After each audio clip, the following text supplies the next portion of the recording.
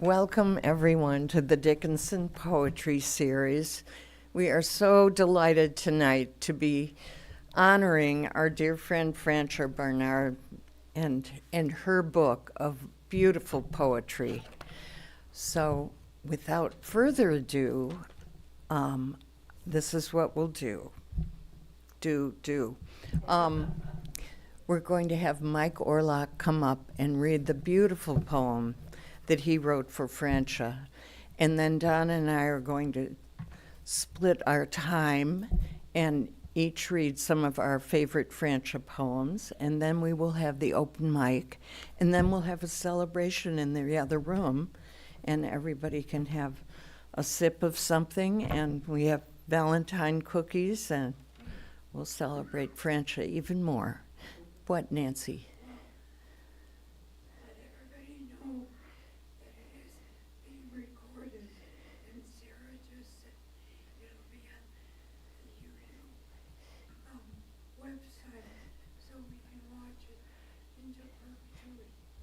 Yes.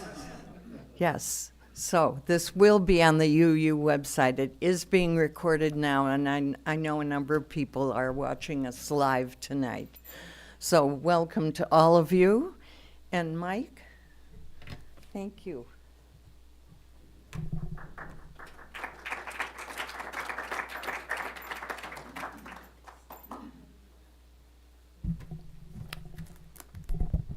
Can you hear me okay?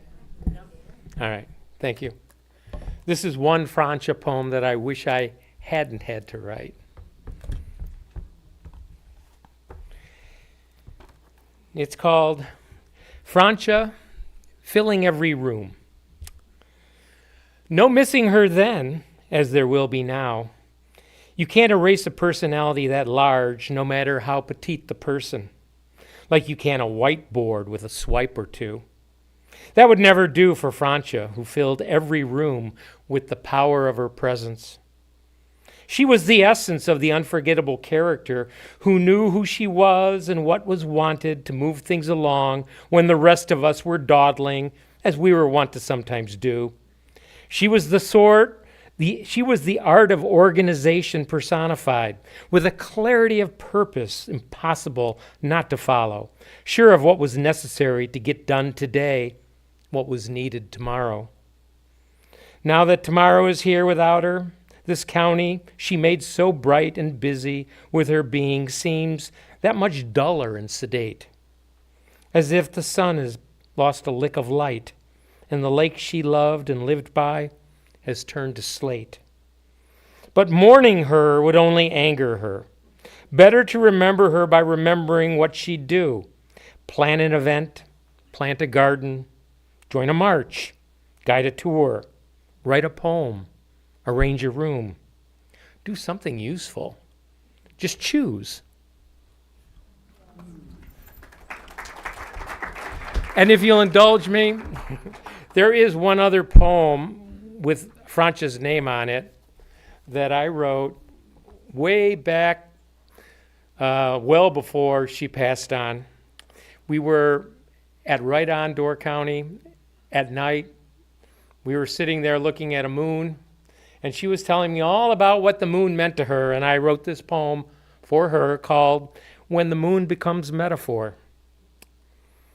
Full, it is an empty plate, bone china white, weathered and worn by each celestial swipe, left on the tabletop of the universe among a constellation of crumbs.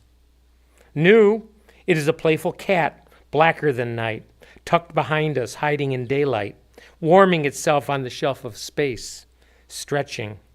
Between, it is whatever it seems, sliver, slice, crescent, drip of cream hanging on the lip of eternity, dropped into our dreams. And she liked that poem. That's for Francha.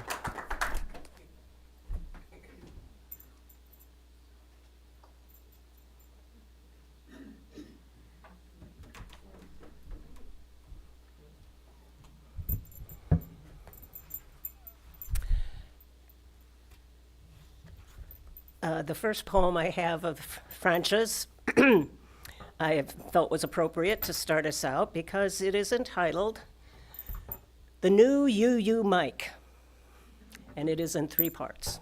First part. When, months ago, the UU installed a new mic for the congregation, they gave the poets who frequent this dais a gift of great proportion. Part 2.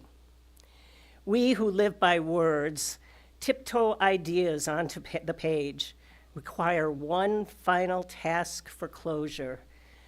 Live by the premise, your poem isn't done until it is shared. And part 3, can a machine make one a better poet? This new mic pulls me to the podium. I move, it follows my voice. It wings it to eager ears in the audience, creates a world with no lost words.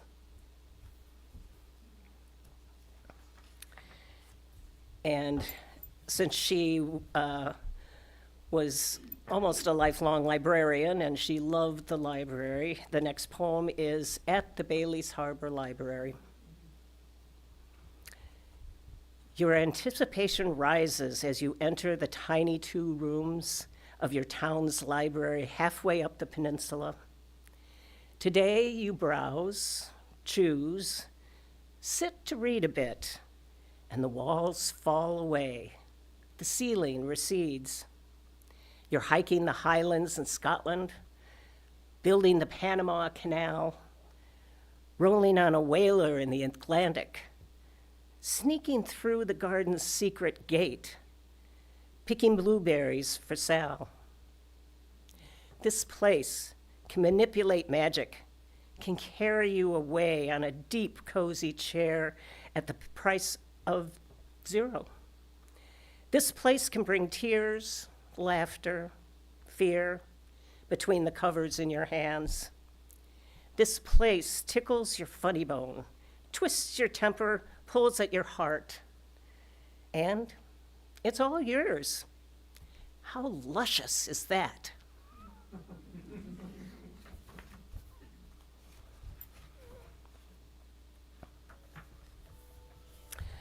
The next two poems have to do with our time during COVID.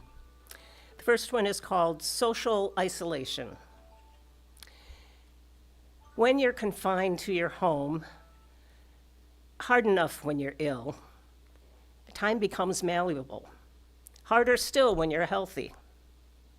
If these days there rests in you a deep well of fear or melancholy, leave the shore and go into the woods, where bare deciduous fingers scratch the sky. And in your silence, hear overt, exuberant birdsong, hear singing purely for this day. Let it buoy you and guide you home.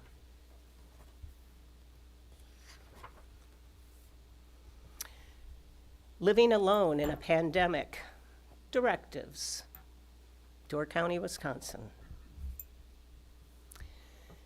Do not allow loneliness to sit in your lap. Eschew empty hours, though sitting still is not necessarily empty. Look to all that is good in your life. It's July. Waves lap the shore, a rhythm for your day. The moon's been particularly precious lately. You live in a version of nirvana. Your neighbors are a knock away. Far-flung family and friends, the distance of a phone call. Use time to sit in your glider, watch hummingbirds drink, read, really read, make art, music, poetry, walk beside nature in the height of its prime, eat meals on the porch, sleep with all the windows open, awaken daily to wren song and gull cry. Do not think about fall and winter. They'll arrive when they arrive.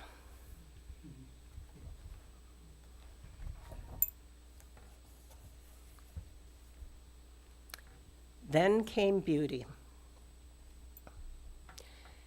After a day of rising temps and rain on roads transformed to ice, evening fell to snow. Big flakes and wet and long night obscured it all.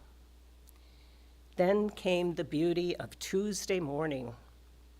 A child's art project, all glue and cotton, fluff on every trunk and limb, pink sky at sunrise, lone crow striping the view, diamond-cut dust drifting on tiny breezes, white carpet lightly pocked as limbs above let go their temporary tenants, a world gone clean and soft and kind.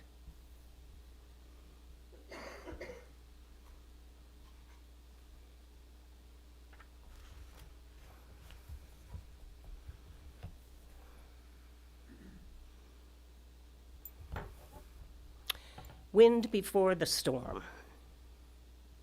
All night she circles, snapping, startling, sinister, intemperate. She lunges forward, grabbing, clawing, scratching at our eyelid's edge. Her fury gathers, raging, roaring, omnipresent in the dark.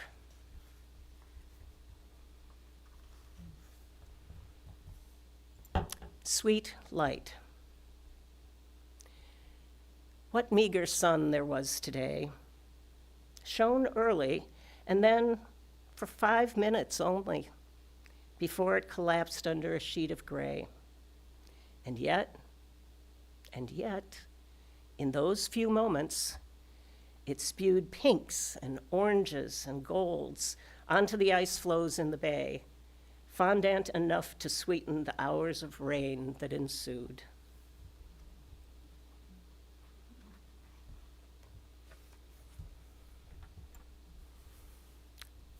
We'll get into a few that are a little more political in nature. Peace and war. Here, the sky is a riot of pinks and lavender, orange and fuchsias as we wait for the sun to peak above a watery horizon and its welcoming path of light across gently undulating waves. There, the sky is black with smoke. A nuclear plant, a hospital, a kindergarten hit by rocket bombs, unintentionally aimed for utter destruction, while millions flee their homes to escape unjustified attack by one malevolent man. If only my tears could take you home, they'd float you back today to a house that still stands, to a village of friends, to a country at peace.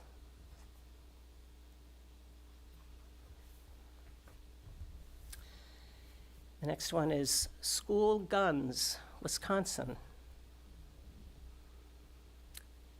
Do we need in school another class, this one the height of hypocrisy, touted though for increased safety? Already 23 have signed onto the bill now in the Assembly.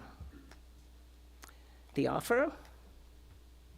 In school, let's teach gun use. Handguns to rifles, 2017 to 2018. Let's use our tax dollars not for roads, not for healthcare, not for teachers. Let's use them for gun safety.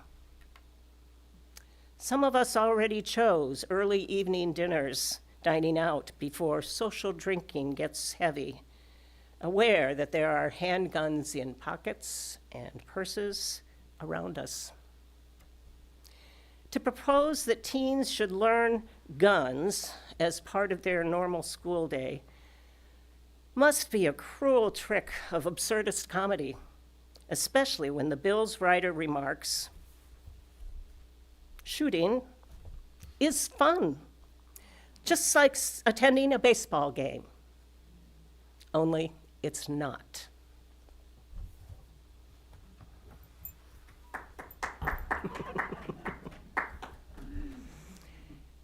The vote. I think you'll recognize the time that this was. Locked, left out, made to wait for mail, await a ballot, blamed for missing one blank line, dismissed for lacking proper ID, boxes subtracted, ballots undeposited, lines too long, sun too hot, turned away, couldn't stay to have our say. What kind of country will we be without democracy?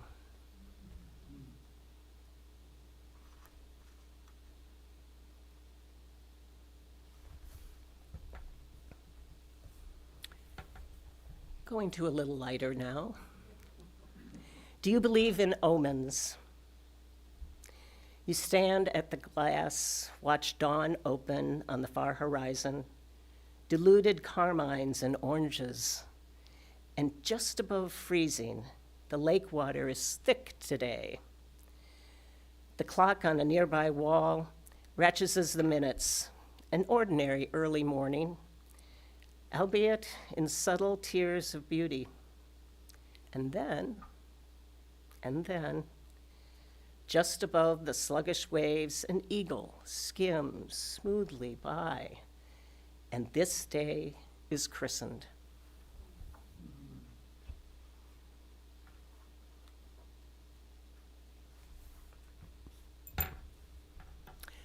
Transcendence. It is a good thing that I go alone sometimes into these woods that crunch close to my home. And it makes no matter whether snowshoed or clog-clad in this tangle of tamarack and cedar and white pine. There comes a moment as I pause on these paths, an exquisitely light moment in the silence that is not silent. When there is no me, there is only everything else.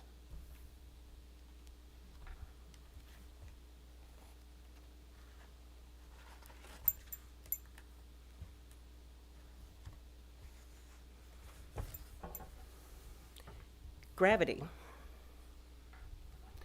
The way it splashes and tumbles water's liquid benevolence, sorry, from mountain heights to valley floors, the way it fills the bowls of lakes, the way it buoys my kayak today on this last paddle of the season, the way it aids these brilliant leaves to drift down from the arms of trees, the way it temporarily tethers two bald eagles to the rocky point of this ancient pier as I round it, close enough to see the yellow of their eyes. The way it rivers a tear down my cheek on this October morning.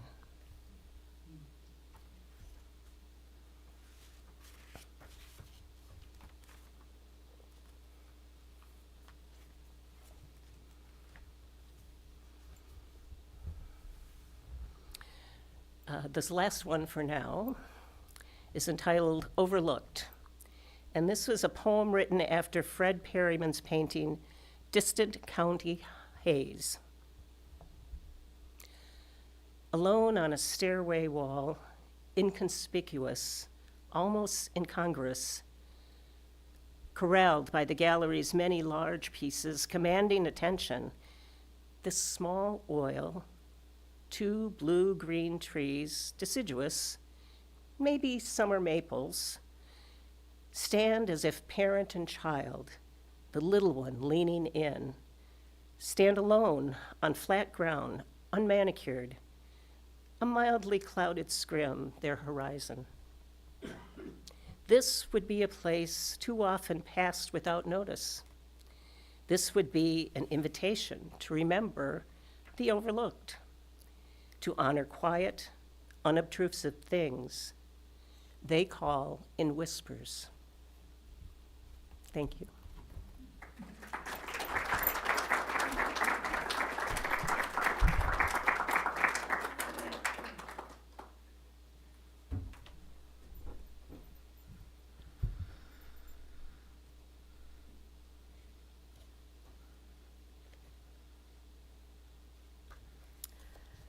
I'm going to start with one that is at the very beginning of Francha's book, Down My Fairy Stairs. And she had stairs across the road from her house down to the water. Remembering my stairs down to Lake Michigan, 18 steps down, another life unfolded. At the base of narrow wooden stairs, half the world before me, half the world behind, backed by 20 feet of dolomite limestone, rife with fossils from the Silurian Sea that filled this Lake Michigan basin eons ago. Ahead, the edge of the bay rimmed my tiny town. Sky and water offered a palette of blues, grays, and greens, depending on the season, depending on the weather, depending on the day, depending on the time. Life around me there could be amused by buffleheads in early spring, mergansers all summer long, golden eyes in autumn. It was replete with gulls and terns, accented with pelicans and swans sometimes, and occasionally even an eagle. Down the stairs, absent from the human world, away from its incessant clamor. No one knew I was there, mornings with coffee, evenings with perhaps a glass of wine, and all was slow, slow thoughts, enfolded in the rhythms of waves.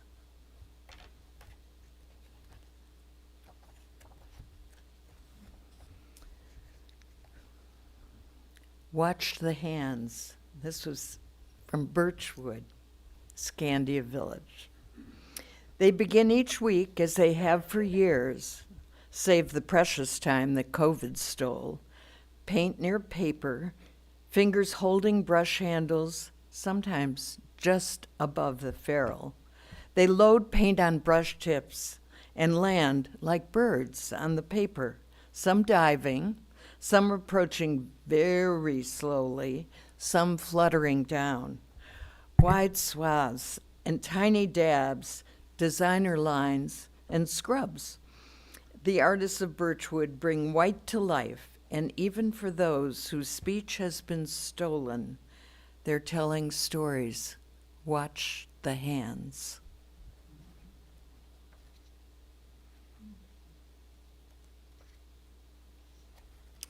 Tomato Ode.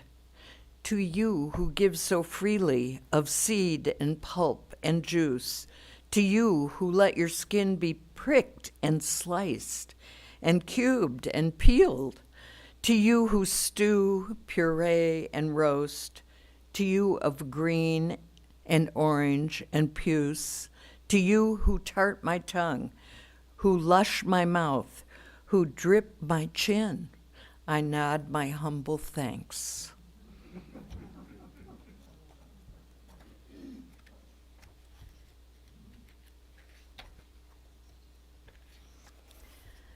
Warm day in early spring. Go ahead, lovely lady, swish your skirts, show us a little ankle. Tease us with some décolletage. Let a bit of sleeve fall from your shoulder. Lull us, charming coquette, with your simpering murmurs, your sidelong glances. We'll take your promises, your hide-and-seek games, your momentary gift, but we won't be fooled by your coltish ways. Soon you'll not just sashay past. One day you'll ring the bell and waltz right in for tea and a long chat.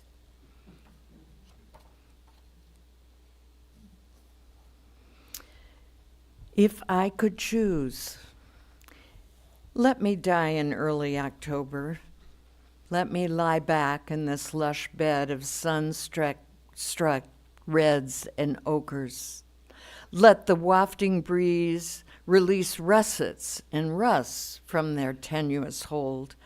Let the ducks rafting nearby in the cooling lake water softly chat while I listen.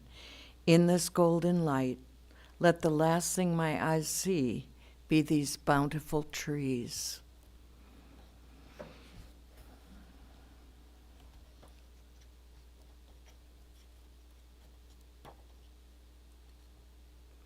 I'm skipping a lot of beautiful poems, but we can't read them all tonight. You'll just have to take a book home. August, rain needed. What we need is a good shower, long and slow, maybe lasting all morning, or better yet, night long, no wind. You know the kind, one that saturates, irrigates, satiates the thirsty ground, ameliorates the dust that slithers between our toes, irritates our eyes, sleeps with us in our sheets. Perfect would be hours and hours of gentle weeping from the sky until the sadness of this dry earth evaporates.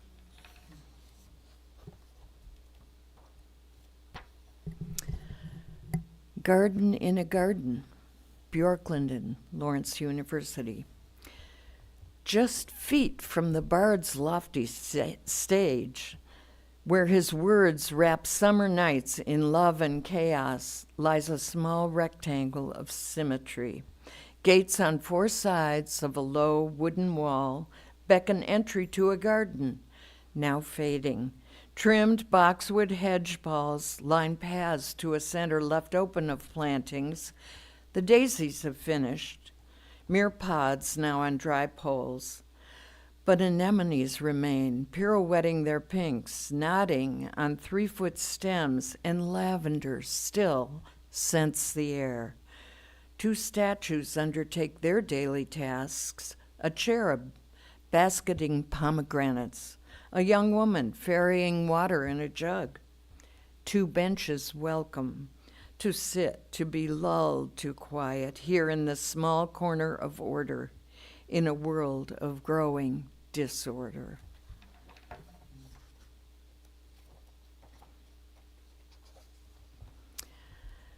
Junko, an introvert's introduction. I'm the neighborhood shy child, not usually inserting myself among others, though chickadees who match my size sometimes share my space. Not a loudmouth, I, nor a flashy dresser either. In my dun gray and white habit, you might think me one from an avian order of nuns. Nor is my routine assertive. I tend to flit when I fly and 2-foot hop forward and back when I'm ground bound, where I prefer to eat seeds fallen from your feeder. I'm always on the lookout for you, so look for me in winter and listen too for my unassuming Arctic Circle one note, a lament for my summer home way north. I don't regret my reticence. It's largely what defines me.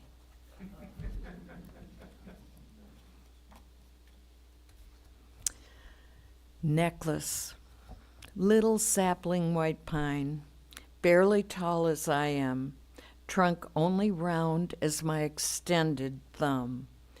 You wear a pearl necklace, even so, after last night's windless snow.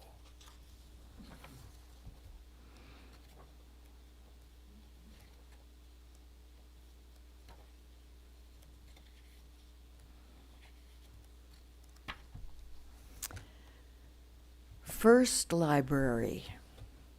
There was that long, low bench at the back of the branch library, 1 block from home. There were those long, low bookshelves under large windows. In our children's corner, the wood shone warm, as through the many panes above us, light always in my memory, filtered gold, and below it our picture books, lined up like waiting wafers for us to devour them. And as an additional visual treat, the bottom shelf held stereoscopes with boxes and boxes of double vision photo cards. But the books, oh, the books, that opening world of discovery. Dear Ferdinand, spunky Christopher Robin, the feisty monkeys of Caps for Sale, Peter Rabbit, who was so like us, the Swedish siblings, Flicka, Ricka, and Dicka, and their male counterparts, Snip, Snap, and Snurr. Then, when I was lucky and it was in, the book I checked out again and again, Hat for a Hero, about a brave, very short child. Oh, why did I especially like that one? Thanks to our corner in that library, we neighborhood kids were readers and adventurers far beyond the boundaries of our nearby homes. Old blue patchwork. In the late night hours, she cocoons under the antique quilt. Some of its squares have long surrendered their fill. All of its squares are faded blues, faded by use in shirts and dresses before they ever became this quilt, its work not yet finished, that covers the bed that looks on the lake. Her body warms beneath its simple patchwork of checks, plains, and prints, as it has for all these Door County years since she brought it here, already old.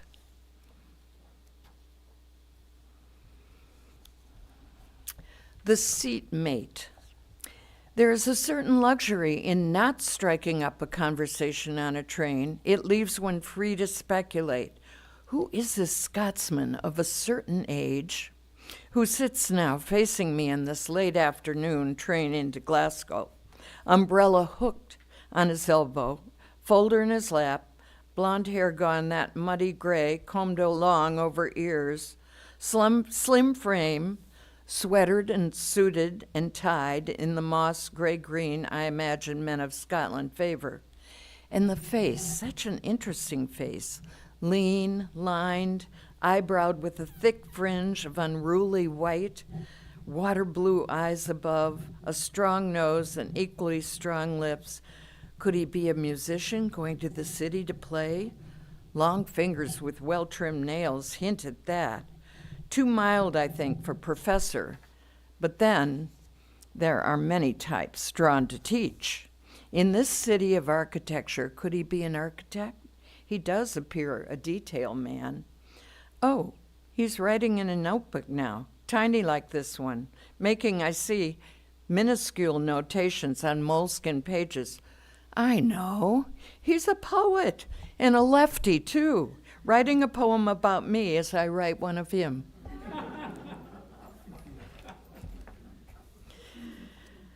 This year's letter. Santa, you dear old busy man, my roof doesn't need a stop this year. I'll just be asking once again for health in the days to come. You brought it last year, though I didn't know then health would be the gift delayed till this annual holiday time. You could just fling it on your night flight past, and I'll thank you daily in the year ahead. Fondly, Francha.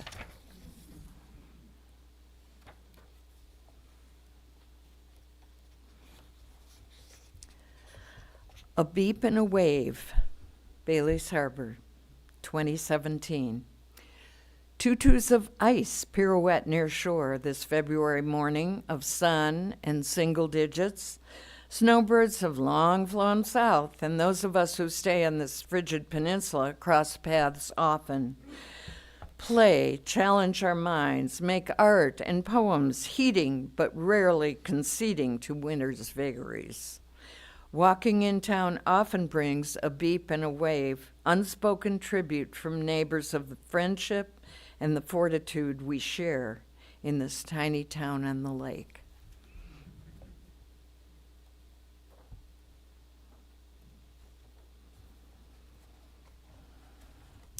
Walking home from Shakespeare, Bjorklanden. A humid late August evening, late.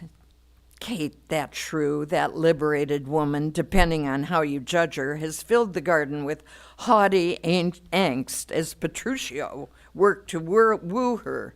The story's ended, we've started for home. Muffled chuckles at lines remembered, walking back paths just as in Padua. Caped in darkness, moon not yet risen. Only a torch's feeble beam and sky's starry umbrella to reveal our way. It could be at Italy after a wedding. Half the fun of going is in the coming home.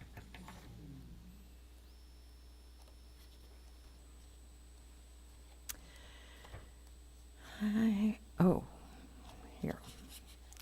Oh, this is the last one I have.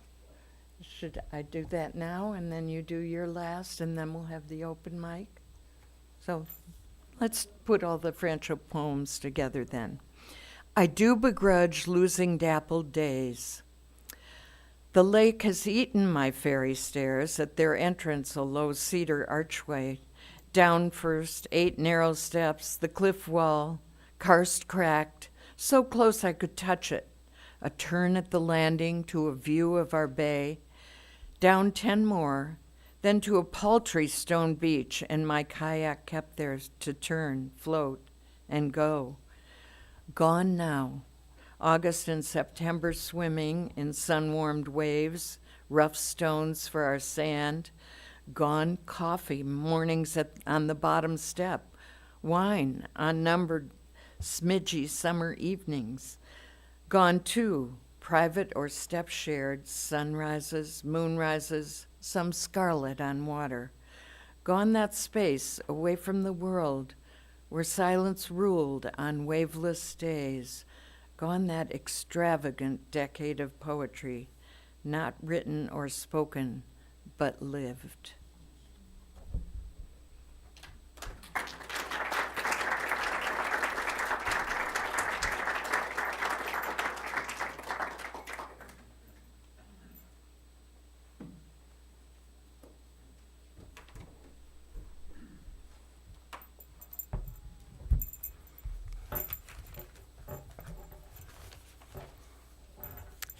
The last one I'll read of Francha's is My Dear Women of the Word. This morning at early sun, I write to you to say aloud how your loyalty and interest have buoyed me on our poet's journey. You've taught me to wait and listen and watch, then write. Today, the lake's tiny wavelets are dancing in sparkles. The house wrens and red-eyed vireos sing their eternal songs. The apple tree's leaves barely offered the queen's wave.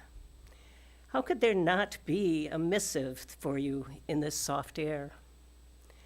I wish for you this summer benevolence in wind's absence, in water and wings and warmth.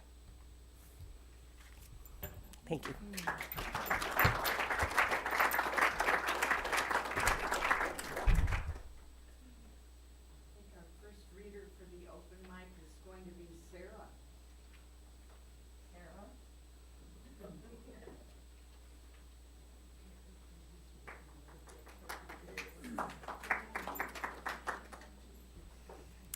So I made a quick last-minute phone call to my husband at 5 o'clock, and I said, hey, can you go in the garage and secure my childhood bin?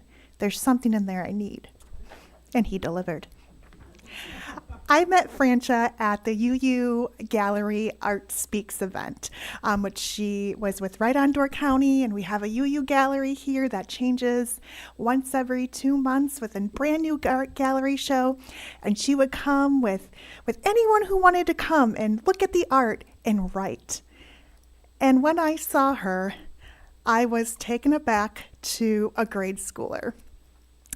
I learned that she was teaching in the school district that I was in at the same time. Our paths never crossed, but every time she talked and smiled, I just envisioned myself being in 3rd grade, watching the advocates for reading and writing, and just imagine her little dangly earrings dangling as she just said, yes, write, whatever you write and put down on the paper is magic. So I'm going to share some of that magic. I have a collection from my 3rd grade writing. It was a little booklet that I have, and I named these poems Nature Rings. And I just wanted to share some. The first one is pretty silly. It's called Circus. A clown with no red nose. A clown with no red nose. How could that be? It's like a tree with no soil. So how can it be?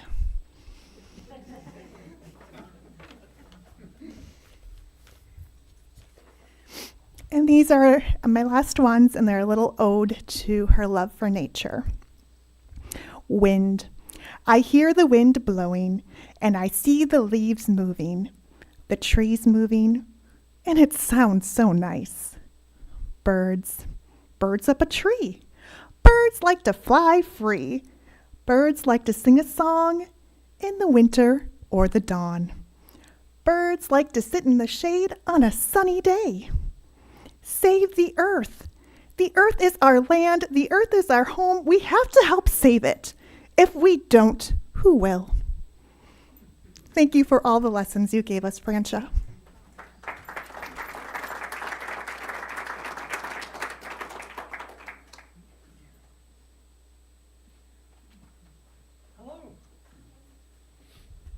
My name is Derek Streeter. I'm from London, England, and I'm going to read a couple of poems. Sorry, Peggy. She's going to get mad at me. I was thinking about Francha, and she's gone, And at the same time, it's not just simply people who leave, it's places too. And the last little while, driving along the straight out here, I go past a place which was very dear to our heart that ended up as an ice cream place, which is no longer there now. Door County doesn't need any more ice cream. It does need more art. It was the Paint Box Gallery. And many years ago, I wrote a poem about the Paint Box Gallery. And so Steve and I have a wall in our house of miniatures that we bought over the years from the Paint Box Gallery. So this is my miniature offering in memory of the owners of the place itself and those who painted the miniatures. And many of those artists have told me that it takes as much time, I'm not a painter, it takes as much time to paint a miniature as it does a large painting, but you can't get that much money for a miniature. So it's very much a dedicated kind of a thing to paint miniatures. Paint Box Gallery.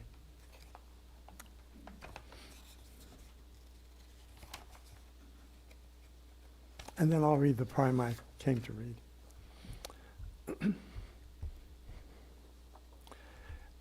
Ensconced in bush and blossom, a labyrinth cabin, protected by multi-tinted patient evergreens, encompasses a median plethora of miniature marvels. Brush awakened, diminutive details spread over canvas-flooded, welcoming walls. Meticulous watercolor conceptions germinate with eye-squinting, pain-exacting brushwork into focused, painter-intense microcosms. Tree and flower-formed dabs of color exhibit ironic richness in Lilliputian landscapes.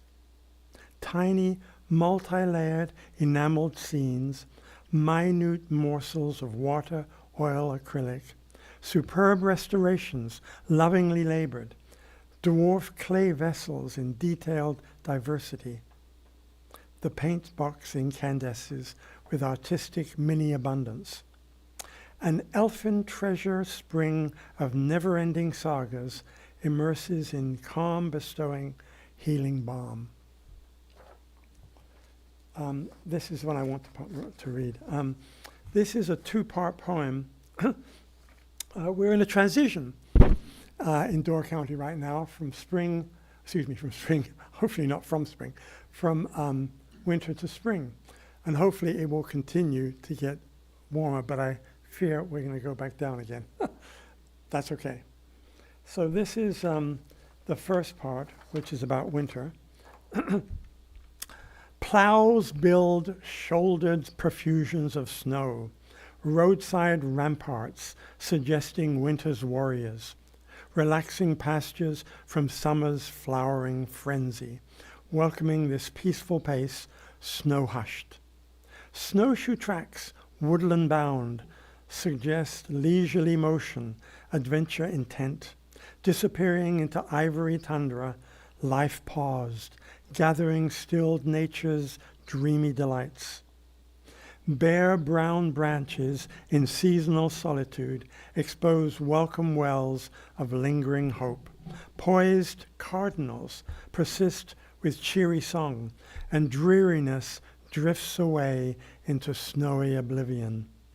Softened edges of winter, snow-contoured, delight awaiting nature's rainbowed return. Part 2, Door County's Awakenings. Rippling reeds and rigid cattails, blustering bullfrogs and awakening lily pads, preening pine and soft-needled spruce, marshy meadows and buggy swamps, webs of life interconnected, fervent, an ecstasy of growth, an agony of competing conflicts, a sap-filled orgasm exploding unrestrained over colorful mosaics in meadow, wood, and wetland. A rhapsody of red robins and abounding bees, sweet-sounding cardinals and bustling beetles. Life persists, seasonally revitalized in the door, dribbling into flourishing torrents of passionate fertility. Hopefully coming soon.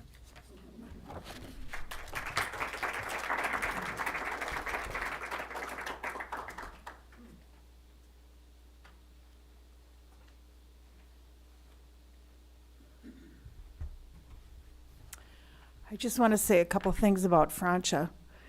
When she wrote the poem, My Dear Women of the Word, she brought that to our Word Women Writers Group 2 days before she passed away. And none of us, I think, had any inkling that she was not going to be there again. And the other thing I want to say is that my husband Peter and I attended Art Speaks with Francha many times, and after she died, we decided that we were not going to let that program just fall away. So we became the new volunteers for the Art Speaks program through Right On, and we continue to do that. And I just completed the 2026 calendar of events, and I think we have 30 Fridays this year that we will be visiting galleries in the county. And if you want to know more about that, I can send you the whole calendar, or you can check Right On's website for those dates. They're always Fridays at 11, no matter what the Pulse says.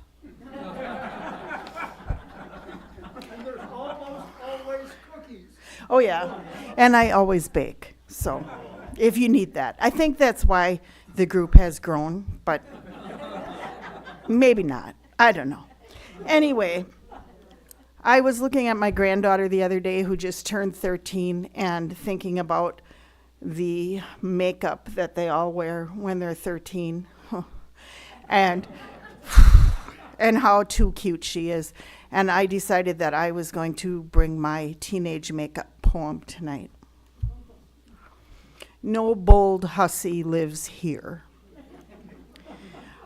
I was runaway mad, hurt myself mad, screaming and swearing mad. I knew I was the only 16-year-old not allowed to wear makeup. None. No mascara, no blush, no lipstick. This fight was on repeat. At least round 4 this week.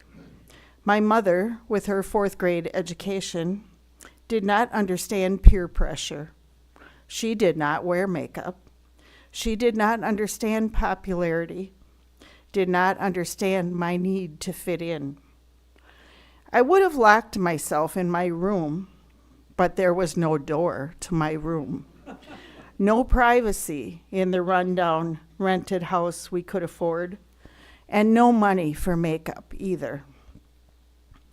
But that Friday after school, it appeared on my dresser, Maybelline Great Lash Mascara, brown black, and a box of Avon lipstick samples, cotton candy, peaches and cream, nude, all the promiscuous reds removed.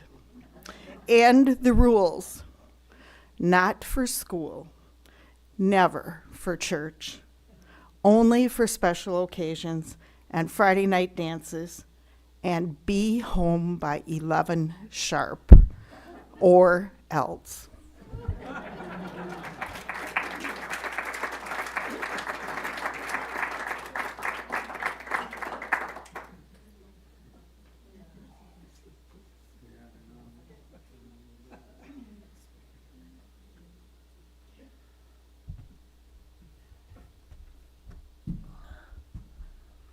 I'm Don Howard. I live here in Sister Bay. And this is the best poetry night I have attended, and I've attended a lot of them. So thank you very much. As I watch the news and they're talking about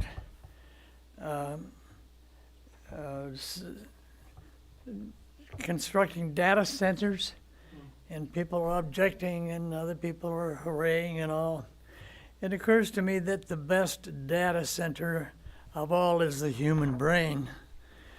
And they'll never be able to duplicate that no matter how many circuits they put in. And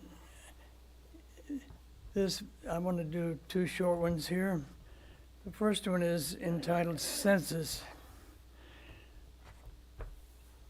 And I think about the brain interprets sight and sound and smell and taste and all of our senses. And no, there are no computer programs that can do that, only our brain. Senses. I walked through stately pines and I could hear the swell of a grand orchestra in concert. I gazed upon the photo of a starving child and I could hear the infant cry. I saw an eagle soaring over distant hills and felt the crisp, cool breeze beneath its wings.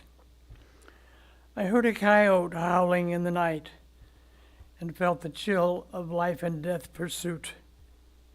I heard a mighty choir raise its voice in song and felt the love of God within my soul. I smelled the breath of flowers on the wind and visualized their glorious glow and charm. I tasted fresh baked bread just from the stove and thanked the Lord for small but wondrous things. I felt the love of one with time to care and marveled at the wonders of that this life holds. For though I catch but just a glimpse of all there is to behold, I know the senses that I have are worth their weight in gold.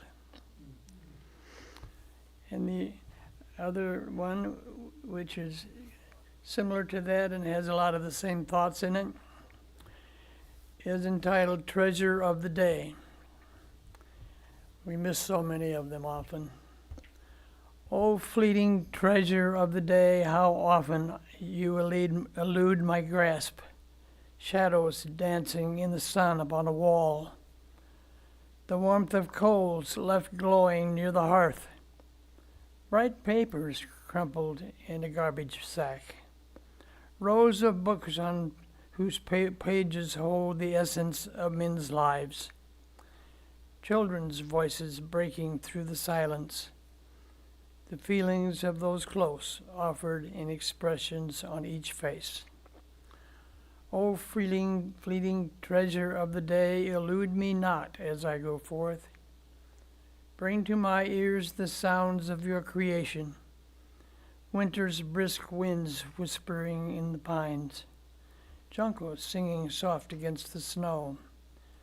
Children laughing in the street and old men shuffling to their morning tea.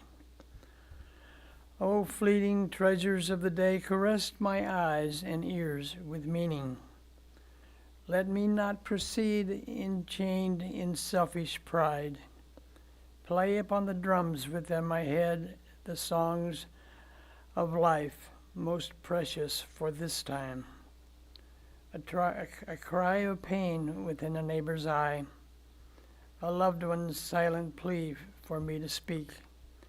Let not the sun set silently upon this day without my hearing, really hearing, what it is you have to say.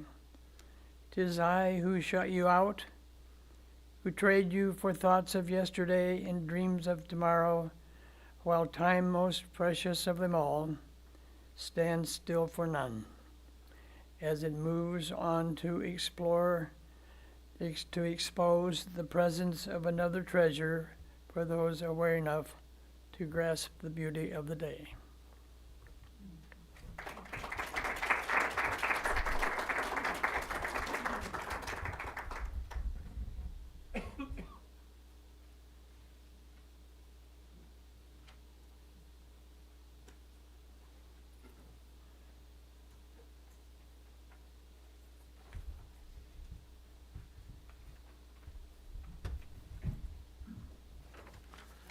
I'm Tom Davis from Sturgeon Bay. I did want to mention a couple of things. There's going to be some of down my ferry stairs for sale this evening. All of the money from that's collected goes to Write On to support local poets and poetry things, the price of the book. And really, I believe Elizabeth is watching this evening. That's Elizabeth Bernard. Without her, the book would have never come to be. Nancy Rafal over there went down to Tennessee and worked with Elizabeth, and Elizabeth did the art in the book. And so we want to both acknowledge them. And then Estella Lauder, who's not here tonight, but I think she's probably watching too. She also worked a whole lot on the book, and as well as the Door County Poets Collective. As time, the old thief passes. The song of passing slowly steals away friends and acquaintances that make up a lifetime. And absences echo in our heads and hearts and makes us wonder where all the laughter, conversation, spiritual communion, and touching of one heart to another is gone. A deep blessing is in white hair and failing hearing and weakening eyes. But blessing is entangled with loss and memories that live on in our hearts and spirits and who we continue to be. May healing come in the time of loss through remembrance. May love weave bonds between past into the present so that strength is found in generations that sing in our blood and go forward into endless tomorrows we cannot imagine or see. May the spirit of who we have been weave connections to all those who have been close to us and are gone, to unborn relatives not yet here. Thank you.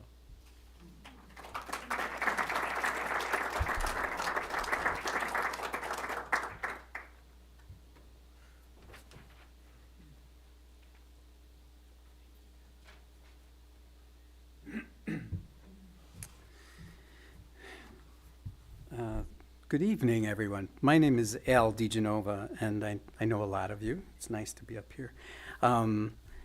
It speaks a lot to Francha's personality. She was a force of nature, that there's so many people here tonight, and that her book is so wonderful. I got to know her years ago in Norbert Bly's class when we were students together, and then from other poet friends around the county. Unfortunately, she passed shortly before I started working at Write On, so was never able to really work with her. So tonight I'm just going to read one poem.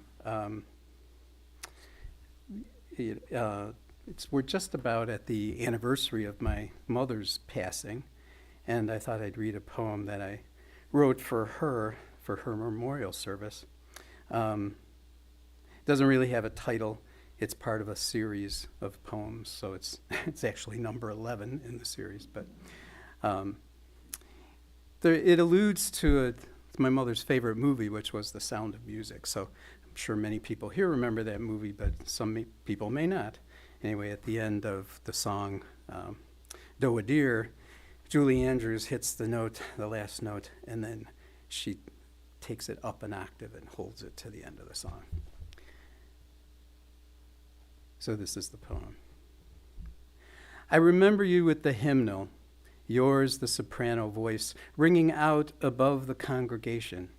But today there are no words to my song, no words to name the unknowable, God or death, or the answers to questions I used to ask. How do you feel?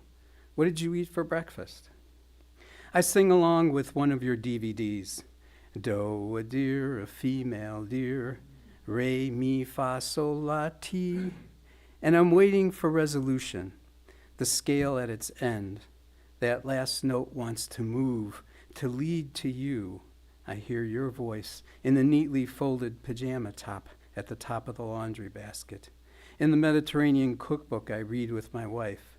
Your voice hitting that dough, the tonic, loud and clear, resolved, and then an octave higher. Just like Julie Andrews, just like church. So, thank you.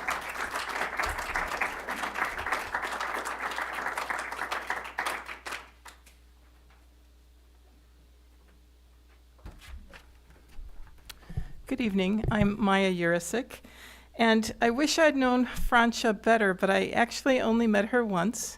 But I was lucky enough that it was for a New Year's Eve dinner at Sharon Auberly's house, and she was fantastic company, so I have a very warm memory of her. So I'm going to read a poem that actually arose as I kind of traveled reluctantly with my mother as she journeyed through the lands of dementia for 14 years. And it was hard, and so I wrote about it periodically. This is one of those poems. This one is from the time when she was in the memory unit, but she was still verbal and she still knew me. And the title is, How Did You Find Me?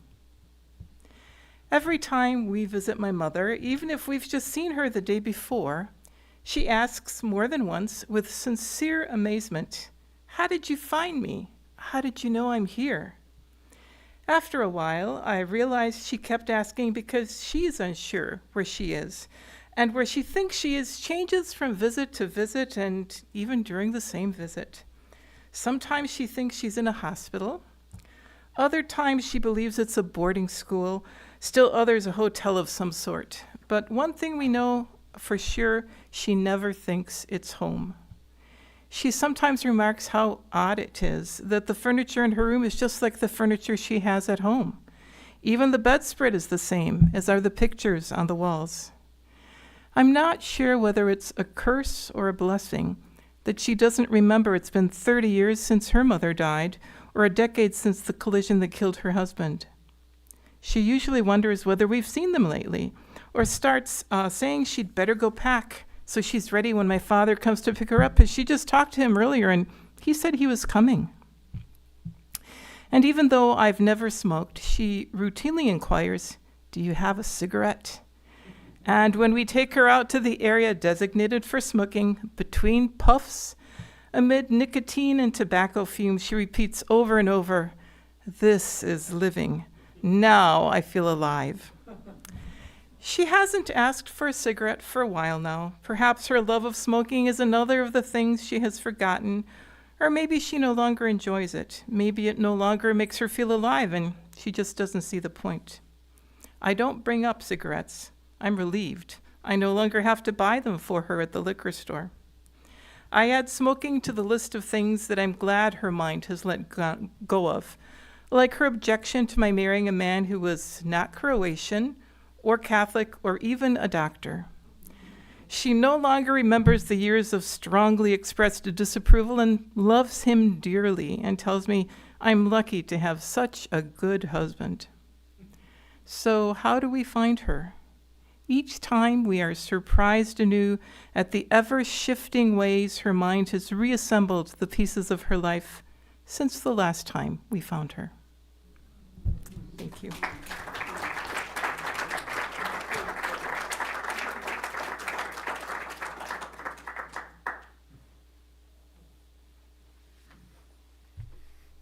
I'm Don Fraker, Maya's husband, and I knew we were coming here today, so I wrote a poem today called Stages of Sleep.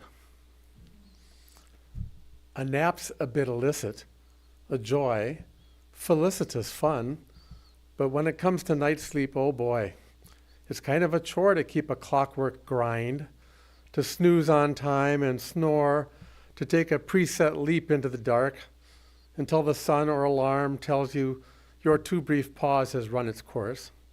What harm from so little rest, an awakening so stark? Never mind. The wicked can't clock out. Life's not about the shut-eye. There are minutes to bill. It's still a rat race, you know. Though the urge to kill some hours is strong, you'd better go, go, go. Paste a smile on your face. Stifle a restless shout.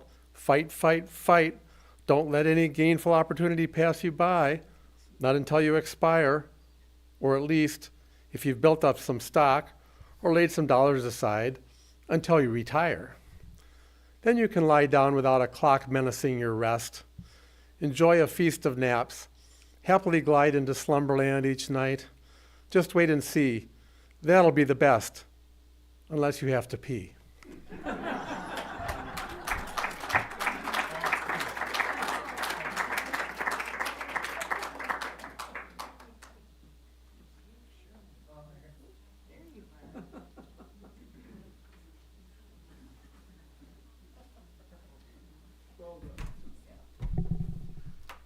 Hi, everybody. My name's David Sherman. My wife Jennifer and I moved up to Gills Rock last January, so we've been here a little over a year. I'm mostly a singer, songwriter.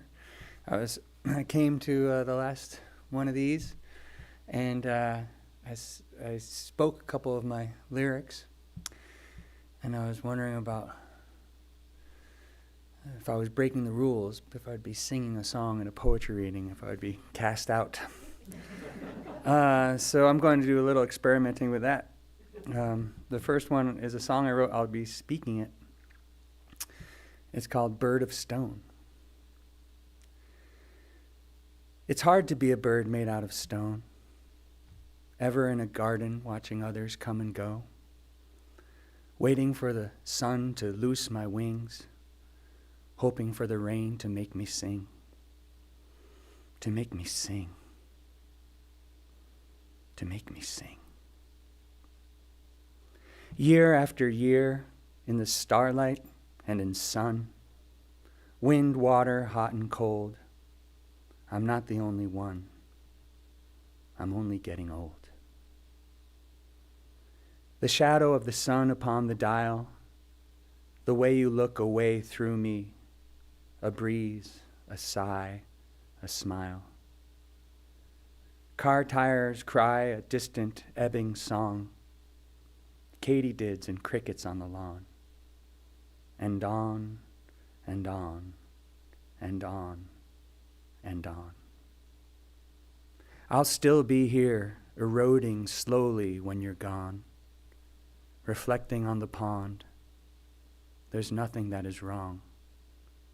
Life is short. The day is long. What would it be if I flew to you? That's not something I would do. It's something we both knew. It's best to know the truth. There will come a time when I am dust, and the rain will run right through me, and the wind will lift me up and carry me away across the sky, and carry me away across the sky. Away I'll fly. Away I'll fly. Thank you.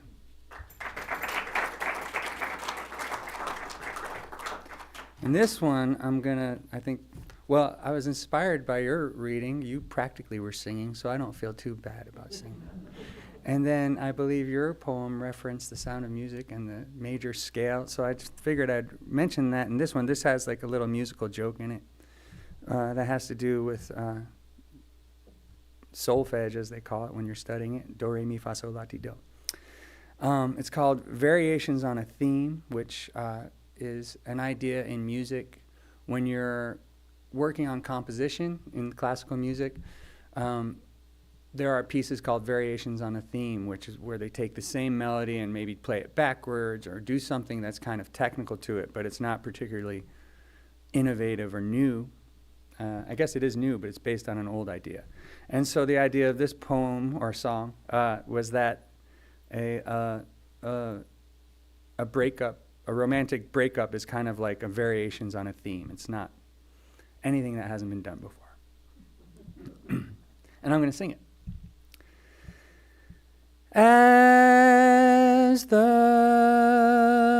light starts to fade, I am alone, and the evening stars slip into view. A whippoorwill sings the nocturne we loved, and the reason why I feel so blue is not the rhythm or the rhyme. The part that gets me every time is that the magic of the melody was you. As the radio plays that Carmichael tune that we danced around the kitchen to, the song is the same, but feels rearranged and doesn't move me like it used to do. And now I cannot find the beat that used to carry both our feet, because the magic of the melody was you. But that's the way it goes when love walks out the door. Petals from a rose scattered on the floor, like memories of days that came before we knew. Ours was just a dream we couldn't quite recall, variations on a theme not that unusual. We used to sing along, but now the song is through. As the dawn slowly bends dark into day, the music of the world begins anew. The wind in the trees, some children at play, sounds that I found pleasing hitherto. But that was yesterday, now everything's so far me-ray, because the magic of the melody was you. Thank you.